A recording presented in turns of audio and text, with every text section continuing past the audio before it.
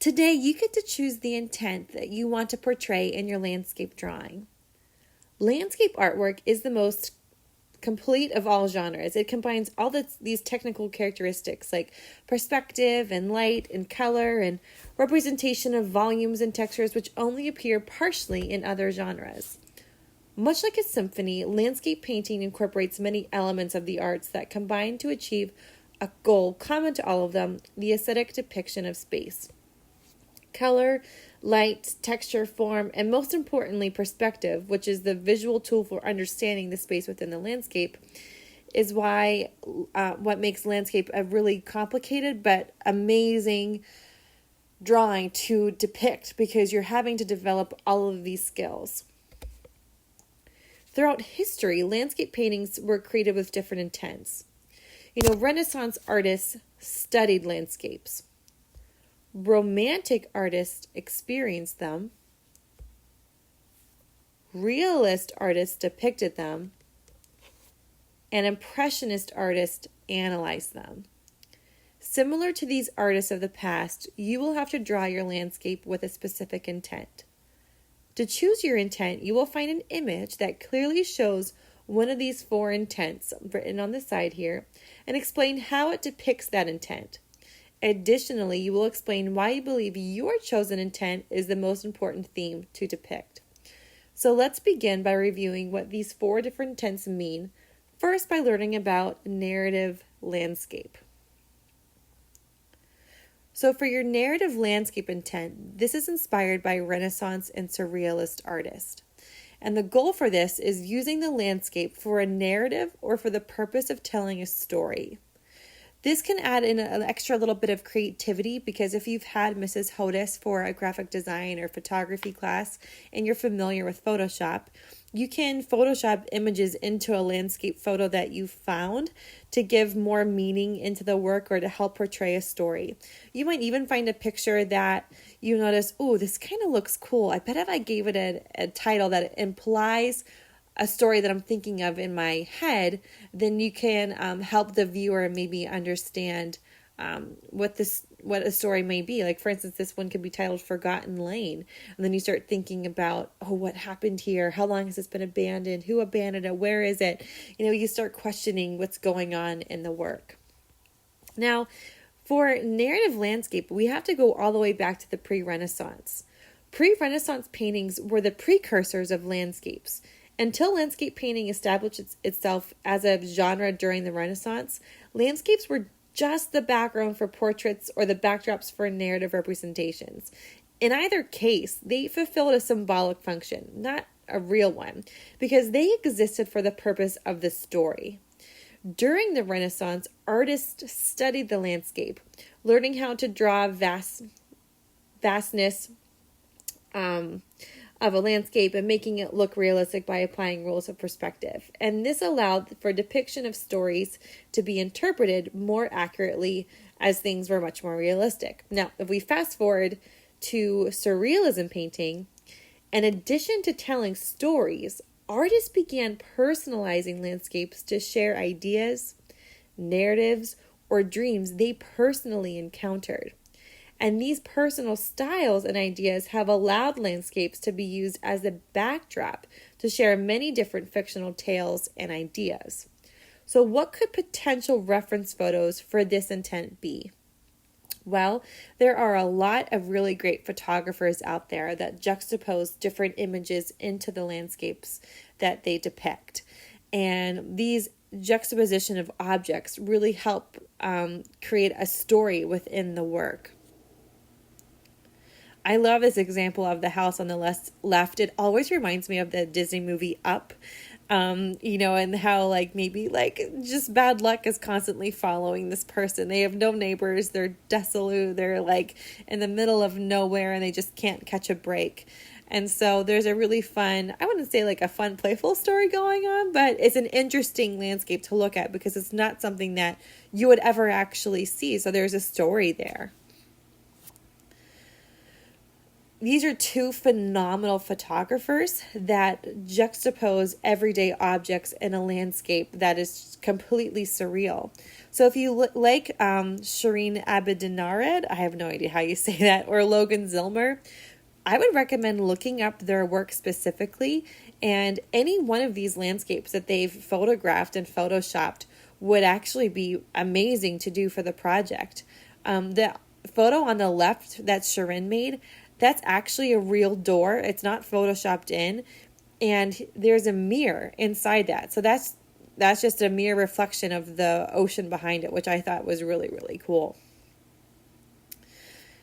Now, you don't have to have it be something that's kind of crazy looking or surreal like we just saw. You can still be inspired by those Renaissance artists to use the landscape as kind of a backdrop to tell a story. And here we have a boat, but notice how, we're missing someone in the front. We have an empty life raft. It doesn't look like there's anyone inside it. You could imply a story with just this particular scene by the title you give the work. So, it doesn't have to be crazy surreal like this. It can be kind of simple like what we're seeing here. But providing a title along with your landscape can also imply a narrative to your piece. Now, a second intent that you could do would be one where you want the viewer to experience landscape. And this is inspired by the Romantic period artist, where they drew nature that shows a spiritual experience that connects the viewer or artist with God's creation. And most of the time, you're going to see the forces of nature being the predominant factor with this work. Now, the intent for the Romantic period is that artists resorted to nature in search of spiritual experiences that connected them with their creative potential to feel at one with creation. So in this frame of mind, it is logical that landscapes, for the first time in the history of art, were no longer being used to explain a narrative or myth, but could be made to display the full creative and destructive potential of the forces of nature. In these works, the power and might of nature is evident, and man and man-made structures are made to appear small or insignificant and at the mercy of its surrounding natural forces. So pictures that you could use to show this experiencing landscape are going to be ones where you have a man-made structure. Like here we have this church on the left, but notice how vast the sky is. And it's not a pleasant looking sky. It looks like there is a storm brewing. Even in the grass that's on the bottom of it, it looks like it's bending from, big gusts of wind. So it has this big ominous feel. And because there's nothing else surrounding this house, it has a vulnerable feeling to it. When you're outside and a lightning storm comes, you don't want to be outside by yourself. You feel vulnerable. And we're kind of getting that sense here in this picture of this, lonely church building. So this is an amazing example of experiencing landscape and the forces of nature. And of course, we have this huge storm front coming in. Notice once again, we have a few man-made structures in it, but they're very, very tiny to show how insignificant we are and the vastness of nature. And this is, an ideal example. We're seeing a beautiful depiction here of one-point perspective. The paths in the field are going straight back to the vanishing point. And ironically, that tornado is touching right on the vanishing point. So it's a beautiful focal point. But here we see the forces of nature, playing out. Two other great examples. We have the lighthouse on the left. Once again, it's very small. The sky looks like it's a little ominous for another storm coming in. We obviously have a storm on the right. So we're seeing the majesty of nature and its might in this work. And you can definitely, because it's drawn so large, or like the sky is so big, don't you feel small looking at this? Almost like you're sitting in the ground and you're like, oh my gosh, like I am at the will of nature's mercy here. And so that's the kind of feeling that romantic artists and you will want the viewer to feel if you choose to have this intent. You can also show realism in landscape. This is your third option. This is inspired by realist artists, and this intent tries to eliminate dramatic connotations and exaggerations. So the complete opposite of what we just saw with the realist, the experience, or I can't talk. Complete opposite from the romantic artist we just saw. With realist artists, they're only trying to draw what can be seen, like your everyday life. Now, realism introduced a sense of the ordinary to landscapes, trying to eliminate dramatic connotations and exaggerations to follow a simple order, painting only what can be seen. Realist paintings have a solid compositional structure and a color unity that's achieved through extreme refining of color to make sure it looks exactly like reality. So with this intent, you're wanting to depict everyday life as you know it. If you farm, kayak, canoe, go on walks, pictures of things that relate to your daily activities will give your work a familiar, straightforward feel. The focus with this intent is to show things for what they are. You are not trying to put a deeper meaning into the work. You would draw a picture of a canoe on the lake because that's something you do. It's there, you took a photo of it, you drew it, and bam, it's a realistic depiction of life. Not all art has to be about blood, death, love, tears, chaos, destruction. Lions, tigers, bears, oh my. It can just be about something straightforward, getting the viewer to appreciate the mundane aspects of everyday life. So for these, I'm still going to ask that you guys find photographs of landscapes that were done by professional photographers. But if you had Mrs. Hodis in photography and you took some really great landscape photos that show your everyday life, I will allow that to happen where you can use that photo for this project. But if not, find something that a professional photographer took that is similar to maybe your everyday life, or something that captures something similar to what you do on a daily basis.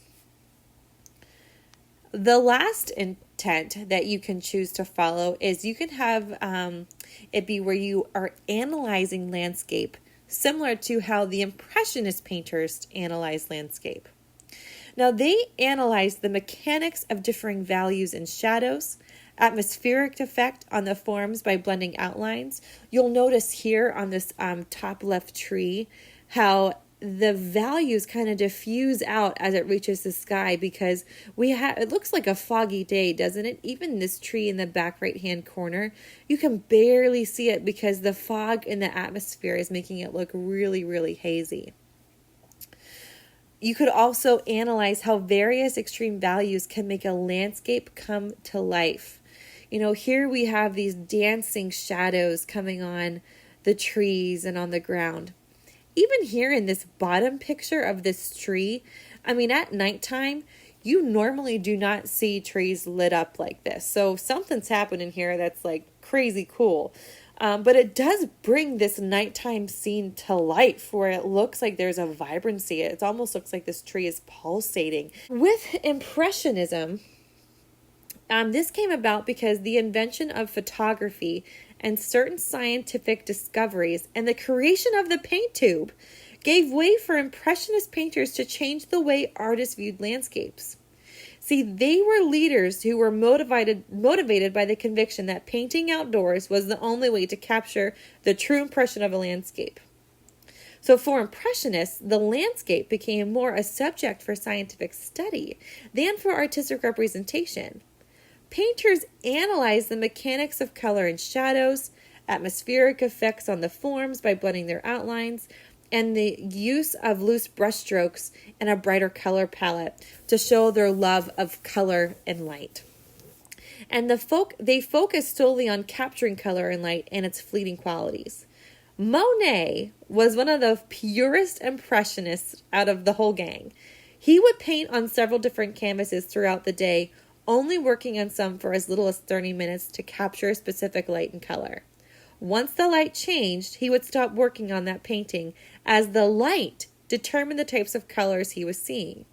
This is why on the right, you see several paintings of the same subject painted in different colors, because he was painting it at different times of the day. I just think that's so stinking cool. So, to look at photographs that could show this intent. Here we have an atmospheric effect on the left-hand side of this fog. It's blurring the edges of our trees. So if you're really good at gradation and getting that smooth transition of values, this might be a really fun landscape for you to explore. The photo on the right of this mountain, we have this beautiful light shining through behind, and it's cascading this very soft light on the mountain itself, but then creating a beautiful contrast of trees in the foreground. This is capturing light that the Impressionists would just absolutely eat up and love. Here, once again, we have some more atmospheric effects and dances of extreme light on the right. Doesn't the light make this landscape come to life? And this next one I absolutely love. I love it when we have those big fluffy cloud days in Edinburgh and the light shines through the gaps in the clouds, and it just makes it look like the hills are dancing, because as the light or the clouds move, it just shifts all these big shadows around, and it just makes the hills just look so magical. And that's what we're seeing here. So today, you're going to need to research a landscape intent that you want to do. So feel free to review this PowerPoint as many times as you need, because you're going to have to choose one of these 4 intents: experiencing landscape, realism in landscape, analyzing landscape, or narrating landscape. Once you choose the intent that you think you want to do for this project, you're going to have to find an image that clearly depicts your intent. I'm going to ask that you begin looking up artists listed on the landscape photography handout in Schoology. Then, in step 3, explain how the image clearly depicts your intent on the landscape drawing choosing intent worksheet. And then your final thing is submit your photo into the landscape drawing choosing intent assignment, as well as your filled out form. And for your photo, if you find a photo and you're like, I don't know if this is going to be good for the project, if it's too hard or too simple, please find a couple extras that you can send me, and then I'll give you my advice on, this one, way too challenging for the time that we have. Let's pick another simple one that you have. Or I might say, you know what? That one's going to be way too easy. You're going to get it done in a day. Let's choose something more challenging to help strengthen your skills. So submitting more than one can be really helpful. Couple things I want to talk about for pictures to avoid. Please avoid pictures where the values are too dark. So this night scene on the left, it looks really cool, but trying to draw that, just know that, it's just too much. Do you really want to shade around all those individual stars? That's just a nightmare. So don't pick images where it's too dark. So this first one, don't do. Second one, this isn't a landscape. This is a picture of a dandelion. You need to make sure we can see the land in there. So don't just do a picture where it's just an object. And then the third thing I want you to avoid is do not choose landscapes where the items or the objects inside the landscape are in a complete silhouette. This is cheating. There's no three-dimensional shading that you would have to do here. So please avoid drawing things that are silhouettes. Just don't pick it. Other than that, you guys get to figure out your intent, find a photo, and then create a drawing that shows that intent. So good luck, have fun, and let me know if you have any questions.